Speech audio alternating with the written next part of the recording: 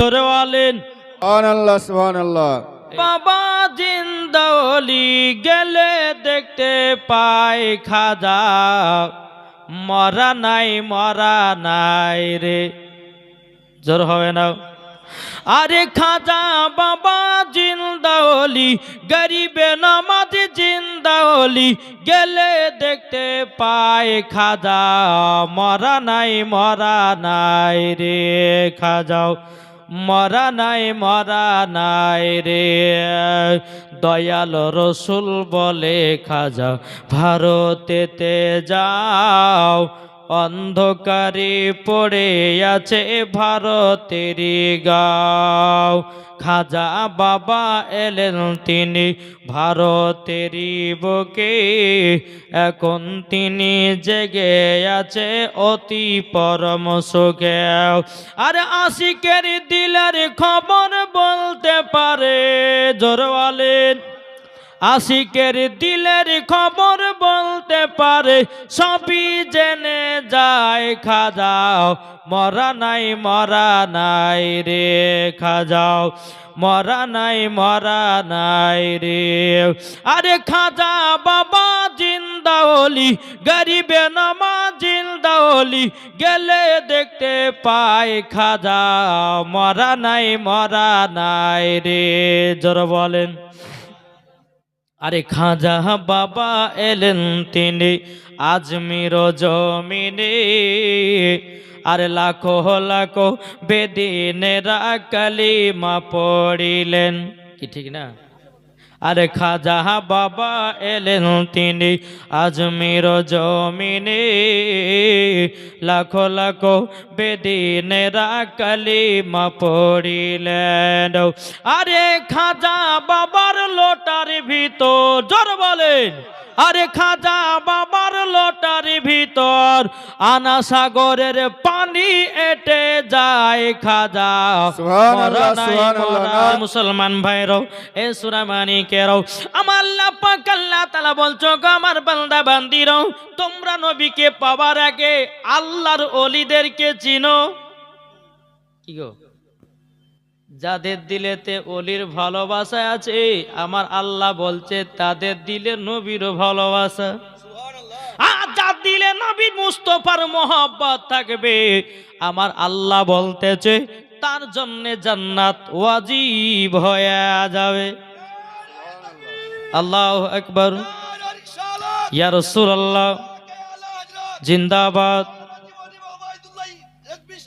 জিন্দাবাদ এ বাবাজি মুসলমান ভাইরো এ সোনা মানিকেরও আজ বহুত লোক বাড়িয়েছে কে বলছে আল্লাহর ওলি মানা যাবে না কে বলছে ওলির দরবারে যাওয়া যাবে না কে বলছে ওলির মাজারে চাদর চড়া যাবে না বাবাজি মুসলমান ভাইরো আমাদেরকে বুঝে নিতে হবে এরাই বাবা এজিদি মুসলমানও যারা হোসাইনি মুসলমান হবে তারা ওলিদেরকে মোহাব্বত করবি যারা হোসাইনি মুসলমান হবে তারা নবীগণকে মোহাব্বত করবি যারা হোসাইনি মুসলমান হবে নবীর প্রতি দুরূদ পড়বি যারা হোসাইনি মুসলমান হবে নবীর প্রতি বাবাজি মুসলমান ভাইরাও সালাম পড়বে এটাই বাবা হোসাইনি মুসলমানদের পরিচয় সুবহানাল্লাহ সুবহানাল্লাহ। এ বাবাজি মুসলমান ভাইরাও ওগো আমার সোনা মানিকেরাও আজ বেরাদার এই যে আজকে জলসা উরুস না জলসা উরুস আমার খাজা গরিবে নামাজের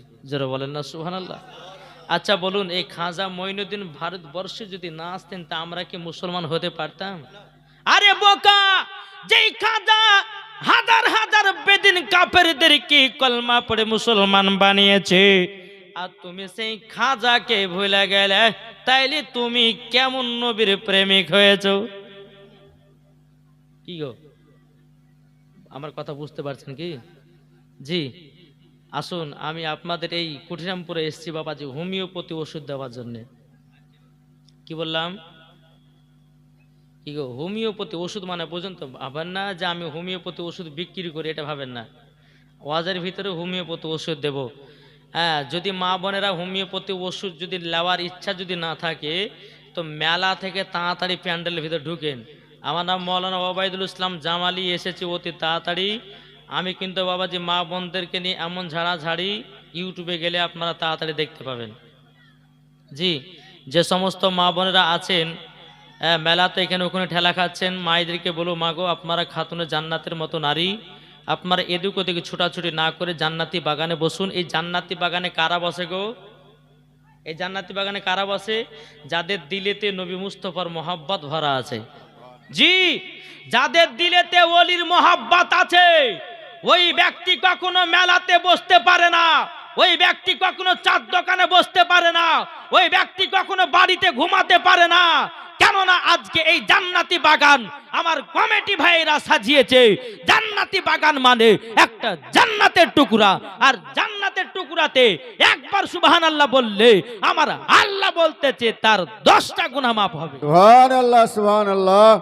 নাকি বলছেন বেরাদর ইসলাম মুআদ্দাস সামানিক রাম?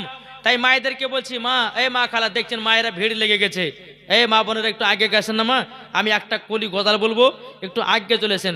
সভা যদি একবারে চুপচাপ যদি না থাকে তো বক্তা কওয়াজ করতে ভালো লাগে না। গতকালকে ছিলাম বাবা চাচলে, আজকে আপনার এখানে, কালকে আবার আছে বাবাজি পানিশালাতে, তারপরে কুচবিহারে। ইনশাল্লাহ আপনাদের মোহাব্বতে, আপনাদের ভালোবাসাতে দিন ইসলামের খিদমাত করছি। এই গুনাহগারের জন্য একটু দোয়া করেন বাপ। আর যদি আপনারা কোনদিন শুনতে পান যে মৌলানা ওবায়দুল ইসলাম জামালি মারা গেছে, একটু দিল থেকে দোয়া করেন ভাই। জি, দিন ইসলামের খিদমাত করব, তাতে নবীর জন্য জান জীবন দিত রাজি, নবীর জন্য কুরবান হতে রাজি, কিন্তু নবীর অপমানকে আমরা সহ্য করতে রাজি নাই। নাকি বলছেন? জি, এই নবী হচ্ছে আমাদের ঈমান জান, এই নবী হচ্ছে আমাদের প্রাণ। যে নবী মুস্তাফা সাহেবেল আওলাদ সাল্লাল্লাহু তাআলা আলাইহি সাল্লামকে যদি আমরা মোহাব্বত যদি না করি, কখনো জান্নাত হব না। তাই যুবক ভাইদেরকে বলো, ভাই আর কত গুনাহ করবা ভাই, আর কত ফ্রি ফায়ার পাবজি খেলবে? আজকে জান্নাতি বাগানে বসো। আল্লাহ বলতেছে, আল্লাহ যদি খুশি হয় ওই যুবকের গুনাহ আল্লাহ ক্ষমা করে দিতে পারে। নাকি বলছেন? আমার মায়েদেরকে বলো, মা বোনেরা একটু চুপচাপ করে শুনবেন, একবার দুরূদ শরীফ পাঠ করেন, একটা ঝাক্কাস দেখে নাত পড়ে আমি খাজা মঈনুদ্দিনের জীবনী করব। শুনতে রাজি আছেন? কে কে শুনবেন না হাত তুলেন। আমি বলেছি কে কে শুনবেন না? শুনবেন তো?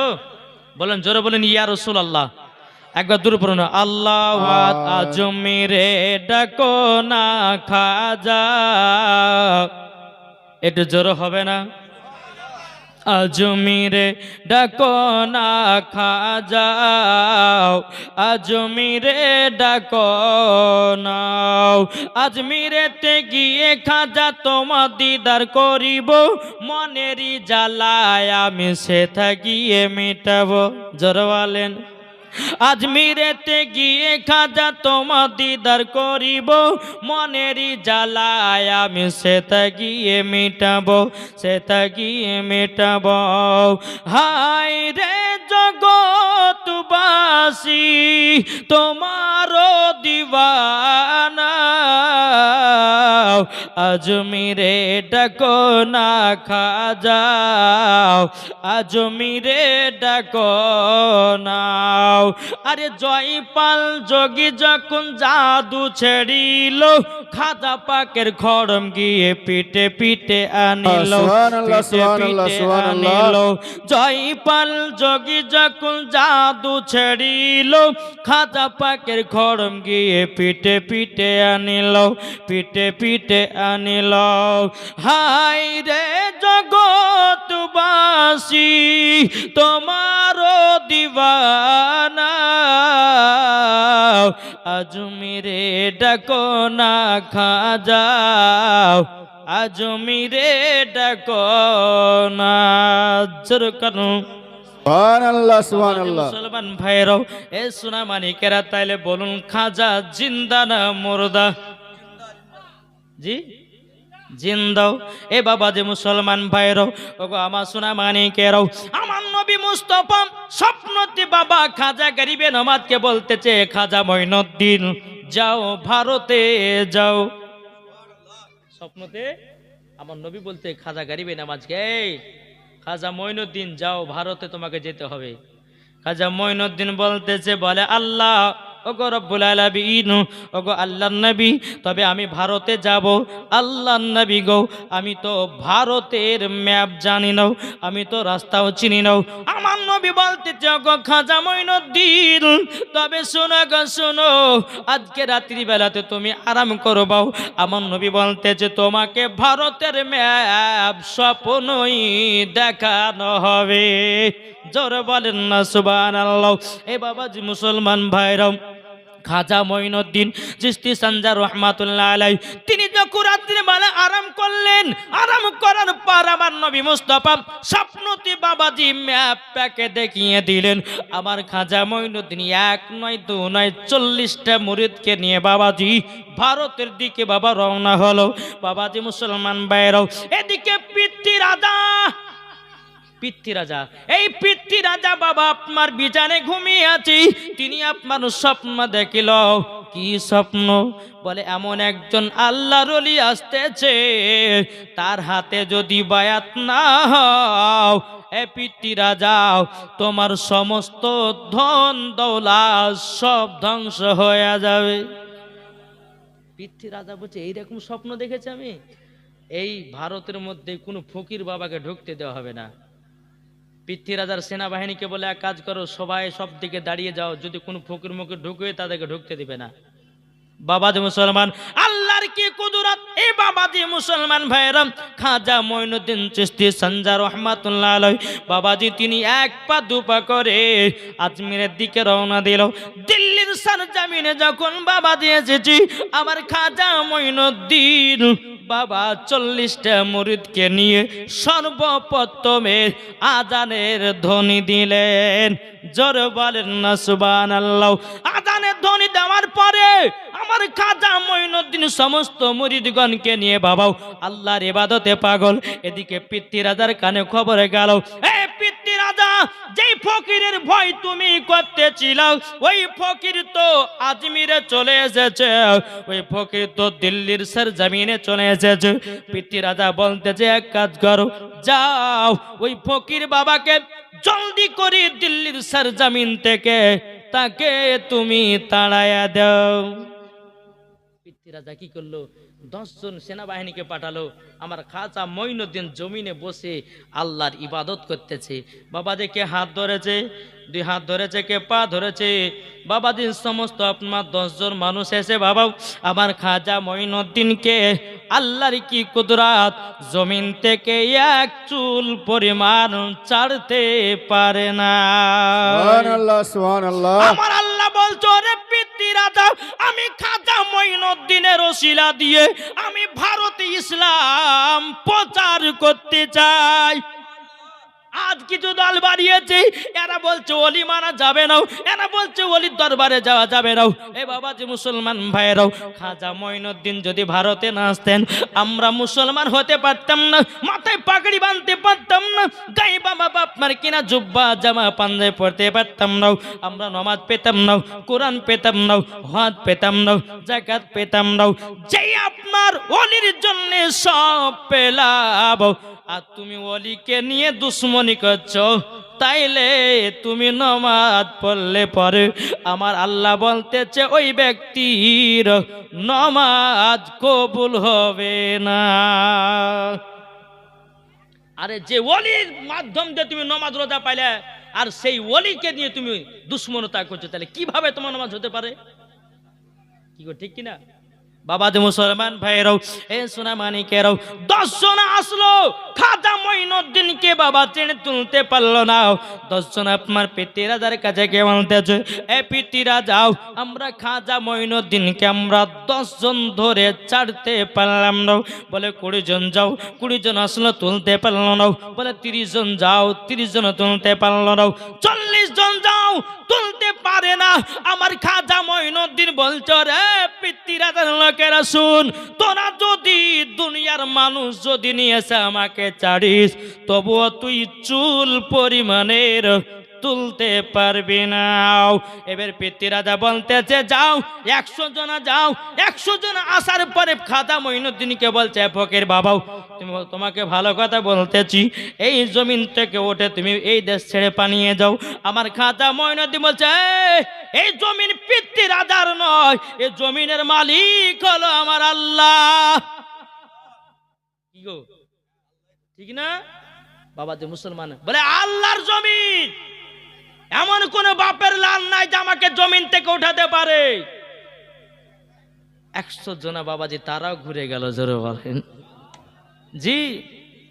এখন পিতৃ রাজা বলতেছে যে একে কি করা যায়, একে যদি আমি এই দিল্লির সরজমিন থেকে যদি তাড়াতে না পারি তা আমার তো ধন দৌলত সবই তো ধ্বংস হবে।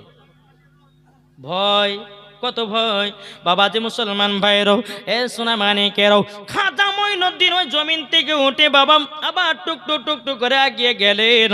বাবাজি আর একটা জায়গাতে তাম্বু খাটিয়ে বাবা আপনার কিনা মুরিদেরকে নিয়ে বাবা আরাম বিশ্রাম করতেছে। ওই জায়গাতে পিতৃ রাজার উট বাঁধে।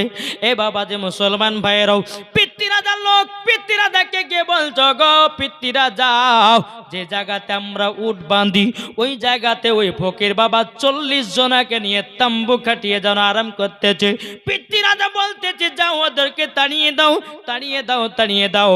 বাবাজি পিতৃ রাজার লোক এসে বলছে ফকির বাবা তোমাকে ভালো ভালো কথা বলতেছি, এই জায়গা হলো পিতৃ রাজার জায়গা, এই জায়গাতে রাজার উট বাঁধা হয়, তোমাকে বসতে দেওয়া হবে না, জলদি করে এখান থেকে চলে যাও। বাবাজি মুসলমান ভাইরাও আমার খাজা মঈনুদ্দিন চিশতি সঞ্জার রহমাতুল্লাহ আলাই তিনি যখন জমিন থেকে উঠে যায় আমার খাজা মঈনুদ্দিন বলতেছে আল্লাহ পিতৃ রাজার উট জানো এই জমিন থেকে উঠতে জানো না পারে। খাজা মঈনুদ্দিন ওখান থেকে ছেড়ে চলে গেলেন।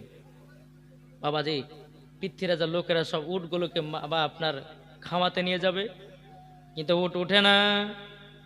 এত মারা মারতেছে বাবা, কোনো মতে উট আপনার উঠতে যেন। এখন পিতৃ রাজার লোকের কাছে গিয়ে বলছে, পিতৃ রাজাকে বলে বাদশাহ আমাদের উট তো একটাও মেরে মেরে উঠাতে পারলাম না। বলে আবার যাও, একবার নয় দুইবার নয় 3-3বার চেষ্টা করলো, তবু বাবাজি উটগুলো আপনার জমিন থেকে উঠলো না। এ সোনা মানিকেরাম ও গো আমার আব্বাজি মুসলমান ভাইরাও, ও গো আমার মা খালো শুনে যান মা রাতের বেলা মা জননীরাও। এদিকে পিতৃ রাজা কি করলো বাবা, আনা সাগরের পাহাড়ের উপরে আমার খাজা মঈনুদ্দিন তিনি বাবা আশ্রয় নিল, আল্লাহর ইবাদত করতেছে। এখন বাবাজি পিতৃ রাজা বলে গো আমার সেনা বাহিনীরাও নিশ্চয় ওই ফকিরের কোন দোয়া আছে, জলদি করে যাও যাও ওই ফকিরের কাছ থেকে তোমরা ক্ষমা চেয়ে নাও, নাইলে উঠ কিয়ামত পর্যন্ত তারা উঠবে না। এটাই হলো আমার খাজা মঈনুদ্দিনের পাওয়ার। পিতৃ রাজার লোকেরা আনা সাগরের কাছে আসলো, আসার পরে বলতেছে এক খাজা মঈনুদ্দিন এ ফকির বাবা আমাদের পিতৃ রাজার উট কেন ওঠে না? বলে শোনো ওই জমিনটা ছিল আল্লাহর, আমি তো ওই জায়গাতে গিয়ে আমার মুরিদদেরকে নিয়ে তাম্বু খাটিয়ে আরাম বিশ্রাম করতেছিলাম, তোমরা উঠ বসতে দিলে না, আরাম করতে দিলে না, তার জন্য তোমাদের উট জানো না উঠতে পারি।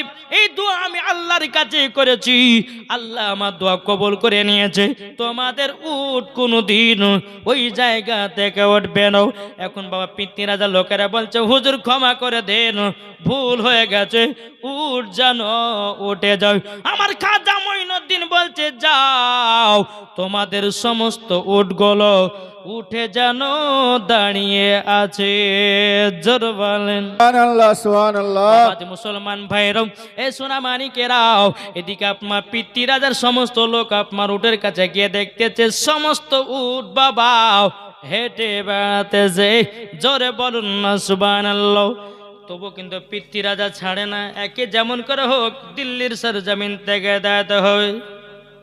আচ্ছা পারবে জি? আমার নবীর কথাতেই আমার খাজা মঈনুদ্দিন এই ভারতবর্ষতে এসেছিলেন জি। বাবাজি মুসলমান সোনা মানিক এইরকম ভাবে পিতৃ রাজা বলছে কি করা যায়? তো একজন ব্যক্তিকে ডেকে তার সেনাবাহিনীকে, শুনে এক কাজ করো, তোমরা গিয়ে খাজা মঈনুদ্দিনের কাছে সবাই ভালো সাজবা, আর একটা শরবত নিয়ে যাও, ওই শরবতের সাথে বিষ মিশাবো, খাজা মঈনুদ্দিন খাবে, দুনিয়া থেকে শেষ হয়ে যাবে। বলে ঠিকই বুদ্ধি করে যায়। বলে লিয়েছো শরবত, লিয়েছো, বিষ দিয়েছে।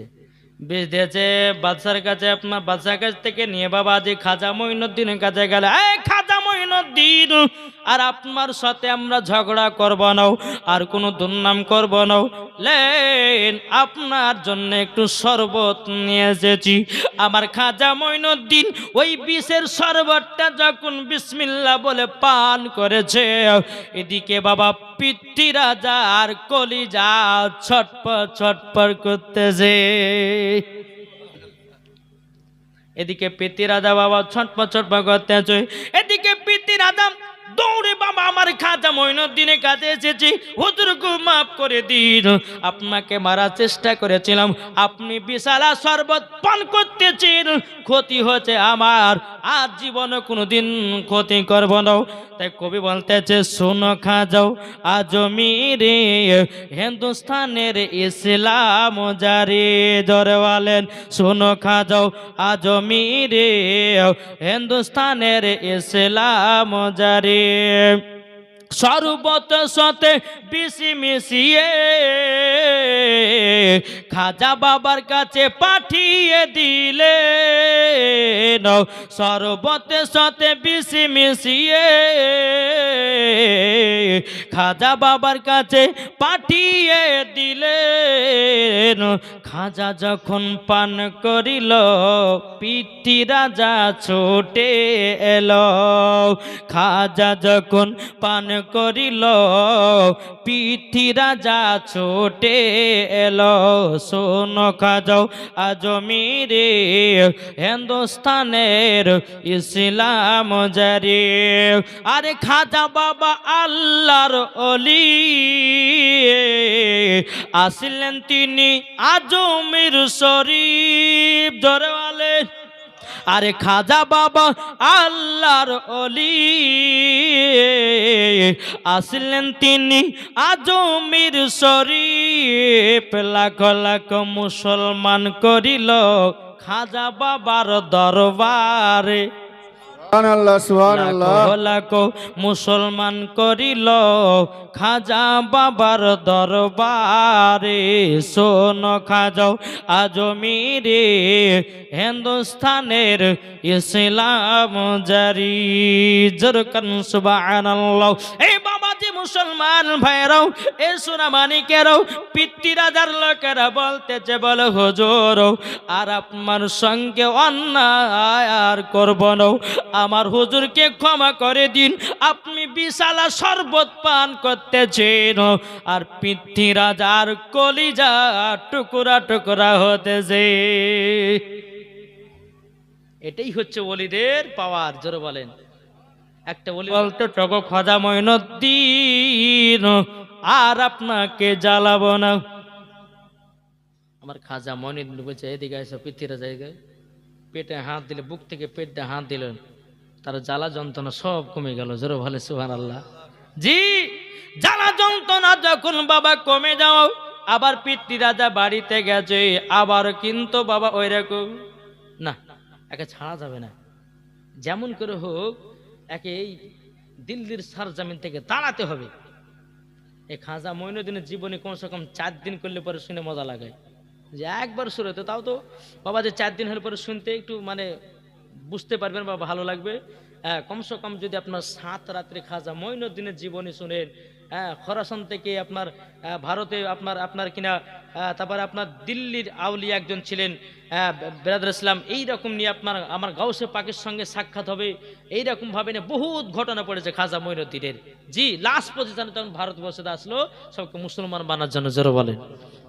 জি, একবার দূর পাঠ করেন, আল্লাহুম্মা সাল্লি আলা সাইয়্যিদিনা মাওলানা মুহাম্মদ আলা সাইয়্যিদিনা মাওলানা মুহাম্মদ মুহাম্মদ সাল্লাল্লাহু তাআলা আলাইহি সাল্লাম। বাবাজি মুসলমান ভাইরাও, এই পিতৃ রাজা কিন্তু আবার মনে মনে ভাবতেছে এ ফকির বাবার আবার ক্ষতি করব। আচ্ছা পারবে? জি পারবে না। এখন এই পিতৃ রাজা বলছে কাকে ক্ষতি করা যায়? আছে রে, দিল্লির সরজমিনে একজন জাদুঘর আছে, জয়পাল জাদুঘর, এর সঙ্গে একটু কথা বলে দিননি। আরো লম্বা আরো বহুত ঘটনা ছিল, ছেড়ে দিলাম বাপ। তো ডাকলো, ডাকার পর এই শোনো জয়পাল জাদুঘর, তুমি কি খাজা মঈনুদ্দিনকে দুনিয়া থেকে হটাতে পারবা, শেষ করতে পারবা তোমার জাদু দিয়ে? তো জয়পাল জাদু কিছুই না, হুকুম দেন, আমি খাজা মঈনুদ্দিন আপনার ফকির বাবাকে দিল্লির সরজমিন থেকে এই আনা সাগর উপত্যকাকে এমন জায়গাতে তাড়াবো, জীবন আর এখানে ঢুকবে না। জি যখন বাবাই কথা বলেছে, ঠিক আছে তাই হবে। বলে কোথায়? বলে যাও আনা সাগরের পাহাড়ের ওপরে আল্লাহর ইবাদতে, আল্লাহ পাগল, আল্লাহর ইবাদতে পাগল আছে। এই পিতৃ রাজা আসলো, আসার পরে বেরাদুল ইসলাম মুআদ্দাস সামানিকরা বউ, এ সোনা মানিকেরাও, ওই পিতৃ রাজা আপনার কিনা পিতৃ রাজা জয়পাল জাদুঘরকে পাঠালেন। পাঠানোর পরে বাবাজি আমার খাজা মঈনুদ্দিনকে জাদু চালাতে যাও। একবার বাবা পাথর, বিশাল মোটা মোটা পাথর আমার খাজা মঈনুদ্দিনের গায়ের উপরে আপনার ফেলে দেওয়া হলো। তবু আমার খাজা মঈনুদ্দিন পাথর গলে বাবা চুরমার করে দিল। একবার সাপ পাঠাচ্ছে, তবু সাপকে আপনার চুরমার করে দিল। এইরকম ভাবে নিয়ে অনেকগুলো আপনার জাদু দেওয়ার পর বাবা খাজা মঈনুদ্দিনের কিছু বাবা ক্ষতি করতে পারে না। এদিকে আমার খাজা মঈনুদ্দিন বলতেছে এ খড়ম যা যাও ওই জয়পাল জাদুঘরকে পিড়তে পিড়তে আমার কাছে হাজির কর। জোর বলেন। জি জয়পাল জাদুঘরে খড়ম পায়ের জুতো। বাবাজি মুসলমান ভাইয়েরাও, এই সোনা মানিকেরাও, এই জয়পাল জাদুঘরকে বাবাজি মারার জন্য আমার খাজা মঈনুদ্দিনের কাঠের জুতা বাবা আপনার ছেড়ে দেওয়া হলো। আপনার কাঠের জুতা যাবার পরে টুকটো টুকটো টুকটো করে পিটতে আপনার কি নাও এই জয়পাল জাদুঘরকে এমন ভাবে আপনার পিটতে পিটতে পিটতে পিটতে খাজা মঈনুদ্দিনের কাছে হাজির করেছে। বলে হুজুর ক্ষমা করে দিন, আপনার সাথে আর লাগতে যাব না। আমার খাজা মঈনুদ্দিন বলছে এ তুমি কার কথাতে এসেছো বলো? বলে পিতৃ রাজাতে। বলে শোনো, তোমাকে মুসলমান হতে হবে এবং তোমার নাম দিব আমি আব্দুল্লাহ। জোরে বলেন না সুবহানাল্লাহ। ওই বাবা জয়পাল জাদুঘরকে মুসলমান বানালো, নাম দিল বাবা কি? আব্দুল্লাহ। এবার বাবাজি চলে যায়। এদিকে আপনার পিতৃ রাজা বলতেছে মনে হয় খাজা মঈনুদ্দিন দুনিয়া থেকে চিরে বিদায় হয়ে গেছে। এখন বাবা জয়পাল জাদুঘর টুকটু টুকটু করে পিতৃ রাজার কাছে যায়। যাবার পরে বলতে যায় জয়পাল জাদুঘর, তুমি কি খাজা মঈনুদ্দিনকে মারতে পেরেছো? বলে না, মারতে তো পারে নাই, আমি মারতে গিয়ে আমি নিজেই জালে ফেসে মুসলমান হয়ে গেছি। আমি জাদুঘর নয়, আমার নাম হলো আব্দুল্লাহ। জোরে বলেন না সুবহানাল্লাহ। এ বাবাজি মুসলমান ভাইরো, ওগো আমার সোনা মানিকেরও, খাজা মঈনুদ্দিনের ক্ষতি বাবা কেউ করতে চাই না। জোরে বলেন। আচ্ছা বলুন বাবা, আচ্ছা খাজা মঈনুদ্দিন তিনি আমাদের मोहब्बतेर ওলি কে ওলি না? खाजा जिसको बुलाते हैं वो आजमीर जाते हैं, खुदा जिसको बुलाते नहीं आजमीर नहीं जाते। জি আমি একদিন টেরাই করেছি জানেন জি। আমি যখন ওই বেরুল শরীফের জন্য পড়াশোনা করতাম, তো একদিন আজমের শরীফ যাওয়ার জন্য খুব মনটা ছটফট করলো। আমি আর আমার বড় ভাই ছিল, তো আমরা নিয়ত করলাম যে তার আগের দিন পর যাব। তো বাবা যে মুসলমান সোনা মানিক, তো ট্রেন ধরার জন্য গেলাম। আলা হজরত এক্সপ্রেস একটা ট্রেন আছে জি, ওই ট্রেনটা, তারপর আর একটা ট্রেন আছে আপনার খাজা গরিবে নওয়াজ এক্সপ্রেস। এই ট্রেনগুলো তো বাবাজি একবারে দিল্লির সরজমিনে আপনার নিয়ে যে পৌঁছায়। তো বেরাদ ইসলাম ওই ট্রেনটা ধরার জন্য কমসে কম আমরা মাদ্রাসা থেকে বেরিয়েছিলাম বাবজি 12টার দিকে, আর সে ট্রেনটা ছিল 3টের সময়, রাত্রি 12টাতে ঘর থেকে বেরিয়েছি 3টে, মানে আমাদের স্টেশন যেতে কমসে কম 1 ঘন্টা লাগবে। তো বেরাদ ইসলাম মুআদ্দাস সামানিকরাম যাওয়ার পর কমসে কম হাতে 2 ঘন্টা ছিল। 3টা বাজলো, তো খাজা গরিবে নামাজ এক্সপ্রেস যে ট্রেনটা, ওই ট্রেনটা 3টার সময় তো ঢুকলো। তো আমি একজনকে বলছি, আরে ভাই এই ট্রেনটা কখন ছাড়বে? তো বলছে 10 মিনিট মানে থামবে, দিয়ে থামার পর আবার ছাড়বে। তা আমার বড় দাদাকে বলছে, ভাই এত ট্রেন থামবে কি থামবে না, এক কাজ করে কটা লুচি কিনে নিয়ে যাবে, যাও লুচি মানে ট্রেনে বই খাবো। তো বড় ভাই লুচি কিনতে গেছে, কিছুক্ষণ পরে লুচি কিনতে যায় বাবাজি 5 মিনিটের মধ্যে ট্রেন আউট হয়ে গেল, ট্রেন আউট হয়ে গেল। আমি তো আসতে দেবো, লোকটা বললো যে 15 মিনিট থামে, আবার বলছে 5 মিনিট পর চলে গেলো। আর আমি তো বড় ভাইকে ছাড়া তো আমি যেতেও পারবো না, ট্রেনে চাপতে পারবো না। তো আমি মনে মনে ভাবলাম যে খাজা মনে হয় আমাকে ডাকেনি, জি খাজা মনে হয় আমাকে ডাকেনি। তার 2 দিন পর আবার যাবার জন্য চেষ্টা করলাম। আবার স্টেশনে আসলাম, স্টেশনে আসার পরে একজন বুজুর্গ ব্যক্তি বাবা যে মুখে দাঁড়িয়ে আছে, উনিও কিন্তু আজমের যাবে। তা আমি ওনাকে বললাম যে আসসালামু আলাইকুম। তো ওয়ালাইকুম আসসালাম। বাড়ি কোথায়? তো বলছে আমার বাড়ি হচ্ছে বিহারে। তো কোথায় যাবেন? তো আজমির শরীফে। তা আমিও তো আজমির শরীফ যাবো, তো চলেন একসাথে যাবো। তো বেরাদুল ইসলাম মহাদাস মানিক নাম, ওনার সাথে উঠলাম। ওঠার পরে তারপরে আজমির শরীফ পৌঁছালাম। তো সেদিন মনে ভাবলাম যে সেদিন মনে কিছু ভুল ছিল, তার জন্য হয়তো আজমির যেতে পারেনি, আজকে সঠিক হয়েছে, তার জন্য আজমিরও পৌঁছাচ্ছি। জোরে বলেন জি। বাবাজি মুসলমান সোনা মানিক, আজমির শরীফে আপনার অনেক মানুষ আপনার